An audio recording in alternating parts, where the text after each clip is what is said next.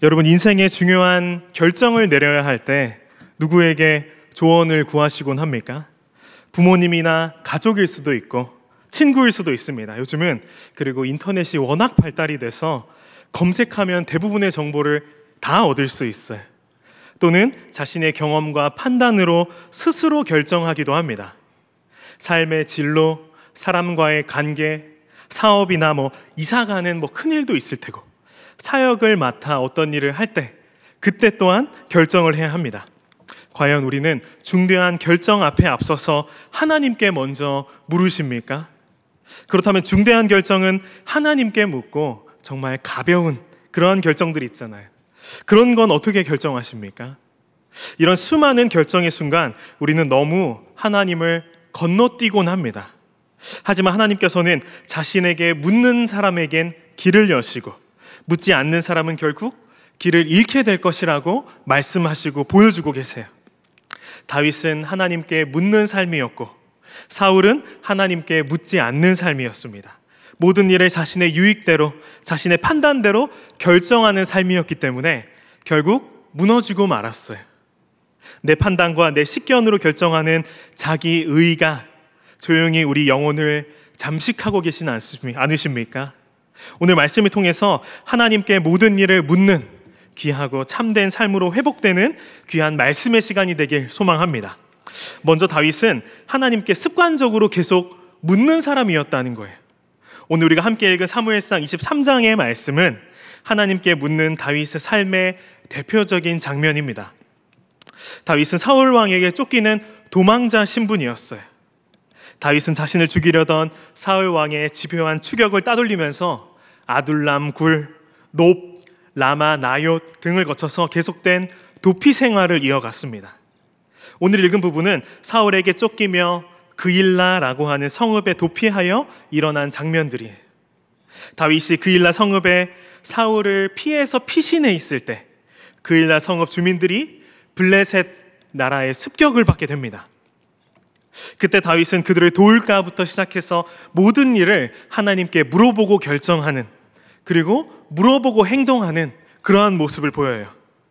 인생의 갈림길에서 다윗이 하나님께 묻는 삶, 어떻게 살았는지 보여주는 장면이 바로 오늘 말씀이라는 거예요. 오늘 말씀의 1절과 2절 말씀입니다. 사람들이 다윗에게 전하여 이르되 보소서 블레셋 사람이 그일라를 쳐서 그 타작마당을 탈취하더이다 하니 이에 다윗이 여호와께 묻자와 이르되 내가 가서 이 블레셋 사람들을 치리이까? 여호와께서 다윗에게 이르시되 가서 블레셋 사람들을 치고 그일라를 구원하라 하시니라고 말씀하고 있습니다. 2절에 다윗이 하나님께 물었다는 거예요. 내가 가서 블레셋 사람들을 치리이까? 라고 하고 말이죠. 하나님께서는 블레셋을 치라라고, 그리고 그일라를 구원하라라고 다윗에게 말씀하십니다. 그리고 3절과 4절 말씀, 다윗의 사람들이 그에게 이르되 보소서 우리가 유다에 있기도 두렵거든 하물며 그일라에 가서 블레셋 사람들의 군대를 치는 일이니까 한지라 다윗이 여호와께 다시 묻자온대 여호와께서 대답하여 이르시되 일어나 그일라로 내려가라 내가 블레셋 사람들을 내 손에 넘기리라 하신지라 말씀하십니다. 다윗의 사람들이 블레셋 군대와 싸우는 게 너무 무모하지 않냐라고 물어봤을 때 다윗은 또 다시 하나님께 묻습니다. 다윗은 상황이 변하면 반드시 하나님께 묻는 사람이었다는 거예요. 하나님께 물은 다윗은 그일라를 공격한 블레셋과 싸워서 그일라를 구원합니다. 그게 오늘 우리가 읽은 5절까지의 말씀이에요. 그런 전쟁 같은 큰 싸움이 있고 나니까 그 소식이 당연히 다윗을 쫓는 사울 왕의 귀에도 들어갔어요. 오늘 우리가 읽진 않았지만 뒤에 7절과 8절 말씀입니다. 다윗이 그일라에 온 것을 어떤 사람이 사울에게 알렸어요. 그리고 사울이 다윗을 잡기 위해 그일라로 내려오기로 합니다. 그때 다윗은 어떻게 했겠습니까? 곧장 바로 도망갔을까요? 아니면 사울과 맞서 싸울 준비를 했을까요? 오늘 말씀의 내용과 제목을 듣다 보니까 다윗이 어떻게 했을지 다들 예상이 되시죠? 또 다시 다윗은 하나님께 물었습니다. 9절 말씀입니다. 다윗은 사울이 자기를 해하려는 음모를 알고 제사장 아비아달에게 이르되 에봇을 이리로 가져오라 하고 다윗이 이렇게 명령합니다. 다윗은 제사장 아비아달의 에봇을 통해서 하나님께 어떻게 하면 좋을지 물어봤어요. 그 뒤의 말씀은 우리가 다 읽진 않겠지만 다윗은 사울이 그일라로 자신을 잡으러 올 것인지부터 시작해서 그일라 사람들이 자신을 사울의 손에 과연 넘길 것인가 라고 하는 것까지 하나님께 구체적으로 물어봤습니다. 다윗은 정말 작은 결정의 순간까지 하나님께 묻는 삶을 사는 그러한 사람이었다는 거예요. 그런데 다윗이 제사장 아비아달에게 9절 말씀에 에봇을 가져오라고 말했습니다. 여기서 에봇이라는 게 등장을 하죠. 에봇 사진 한번 보여주세요. 에봇이라 함은 대제사장이 하나님의 뜻을 물어볼 때 사용되는 성스러운 제사용 의복으로 조끼 같은 거예요. 출애굽기 28장과 레위기 8장에 자세히 나오고 있습니다. 특별히 제사장의 에봇 위에 부착하는 이 가슴팍에 있는 흉패 안쪽에는 우림과 둠밈이라고 하는 작은 돌들이 있었어요. 우림은 하얀 돌입니다. 빛이라는 뜻이고 둠밈은 까만 돌로 완전이라고 하는 뜻이에요. 하나님의 빛 대신 그리고 완전하신 성품을 나타내는 그러한 돌들인 거예요. 하나님의 뜻을 빛으로 드러내고 완전하게 공정하게 따르기 위해서 무언가를 결정하는 일에 이 우림과 둠밈이라고 하는 돌들이 사용됐습니다. 이 우림과 둠밈 작은 돌이 어떻게 사용됐는지 성경에는 자세히 나오고 있지 않아요. 많은 신학자들이 추측하기론 하나님 제가 갈까요 말까요? 하나님께 질문하고 이때 두 돌 중에 뭐 하나가 나오면은 허락을 뜻하는 것으로 알고 다른 돌이 나오면 거부를 말하는 것으로 알고 쉽게 말해서 결정을 뽑기로 정한 거예요. 그런데 결코 하나님의 그 뜻이 제비뽑기처럼 결정됐다라고 하는 것은 아닙니다. 그런 방식을 하나님께서 사용한 것이지 하나님께서는 자신의 뜻을 알려주기 위한 방식으로 우림과 둠밈 이 두 돌을 뽑는 것으로 뜻을 정하여 주셨다라고 하는 거예요. 이 우림과 둠밈을 가지고 제비뽑기 같은 것으로 하나님의 뜻을 알아보고 결정했다라고 하는 것이 중요한 게 아니라 국가적으로 중요한 판단이라든지 내려야 할 그 결정사항이 있을 때 에봇의 흉패 안에 있는 우림과 둠밈으로 결정했다라고 하는 이것이 중요한 것입니다. 결정할 일에 있어서 하나님의 뜻을 물어봤다라고 하는 거예요. 다윗이 9절에 에봇을 가져오라 라고 하는 이 말은 단순히 그 제사용 옷을 가져와라 라고 하는 그것이 아니라 하나님께 묻는 그 도구를 준비하라 라는 명령이었습니다. 이런 결정 방식은 하나님께서 모든 문제의 최종 결정권자이심을 인정하고 하나님의 주권을 삶에서 가장 중요하게 여긴 다윗의 태도를 보여주는 거예요. 모세도 마찬가지로 하나님의 뜻을 따라서 여호수아를 자신의 후계자로 세우기에 앞서서 많은 중대사 결정할 일이 생기면 대제사장 엘르아사를 통해서 우림과 둠밈으로 하나님의 뜻을 물어라 라고 당부했습니다. 다윗이 사울에게 쫓기는 상황에 이렇게 에봇을 가져와서 우림과 둠밈으로 하나님의 뜻을 물어봤을 것입니다. 갈까요 말까요? 할까요 말까요? 이렇게 할까요? 저렇게 할까요? 이렇게 다윗은 모든 일을 하나님께 물어보고 하나님께서 결정해 주신 대로 움직였다라고 하는 거예요. 이 우림과 둠밈이 아직도 사용되는 곳이 있습니다. 실제로 우림과 둠밈을 사용했다라고 하는 건 아니고 예일대학교 마크가 있어요. 우림과 둠밈이 실제로 적혀져 있습니다. 여기 제가 보는 좌측에 우림 적혀 있고 우측에 히브리어로 둠밈 이렇게 적혀 있어요. 영국의 청교도들에 의해서 설립된 학교가 예일대학교로 하나님의 뜻을 물어보면서 많은 신학생들을 길러내기 위해서 하나님의 뜻을 배경으로 세워진 학교라서 이렇게 우림과 둠밈이라고 하는 그거를 사용해서 마크를 만들었다고 합니다.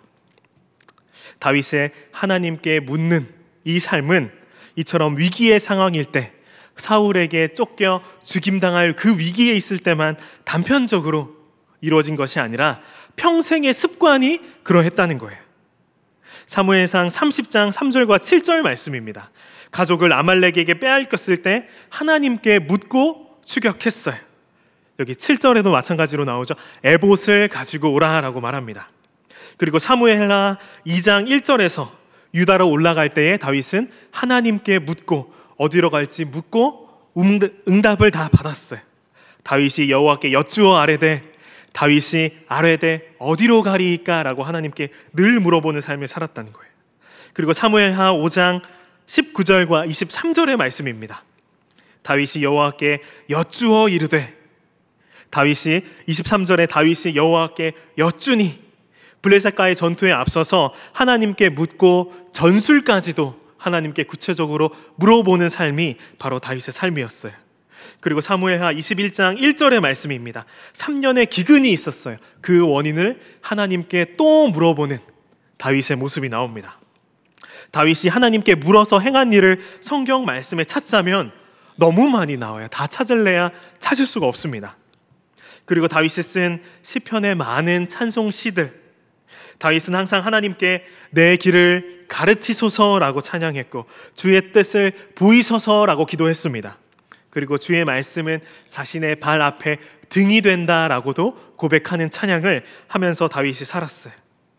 다윗의 삶은 이렇게 늘 하나님께 묻는 그 삶이 일상이었고 습관이었다는 것입니다. 그와는 반대로 사울의 삶은 어땠겠습니까? 사울은 하나님께 묻지 않는 사람이었어요. 처음부터 이렇게 하나님께 묻지 않는 사람은 아니었습니다. 사무엘상 10장 11장에서 사울에 대한 내용을 알 수 있듯이 처음에는 겸손한 사람이었어요. 하나님의 영이 임하는 자라고도 표현이 됩니다. 하지만 우리가 알고 있다시피 대표적으로 어떤 사건이 있었습니까? 사무엘상 13장의 내용이에요. 13장 12절에 이르되 이에 내가 이르기를 블레셋 사람들이 나를 치러 길갈로 내려오겠거늘 내가 여호와께 은혜를 간구하지 못하였다 하고 부득이하여 번제를 드렸나이다 하니라 라고 말씀하고 있습니다.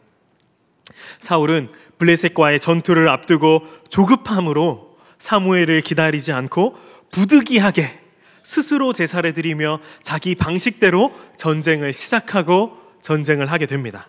하나님께 묻지 않고 상황에 따라서 부득이하게 결정했다는 거예요.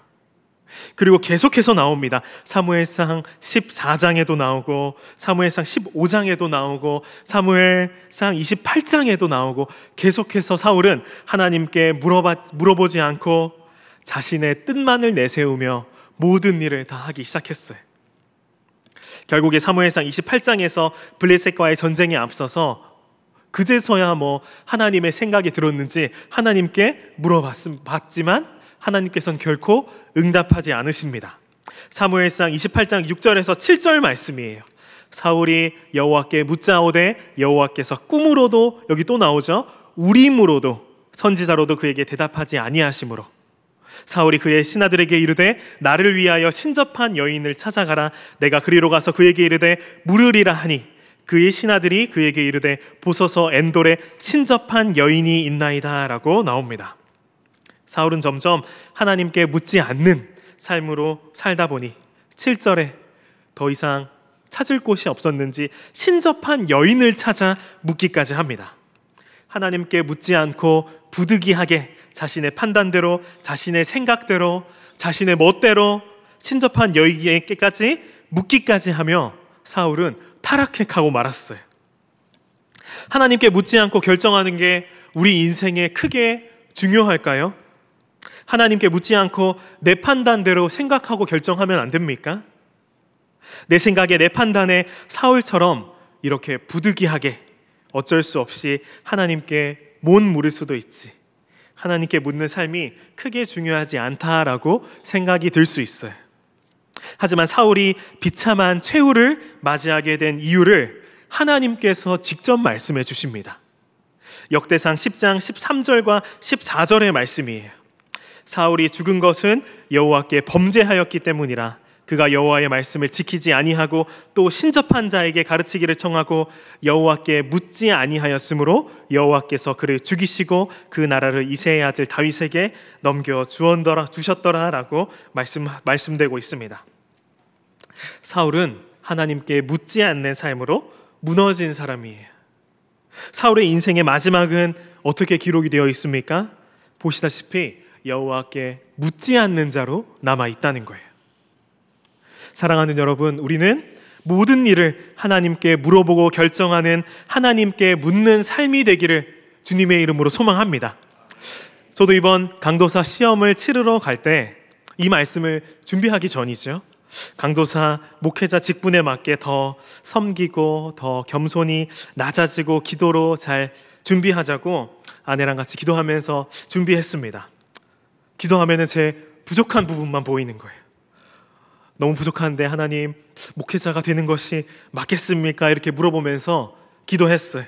그런데 이상하죠?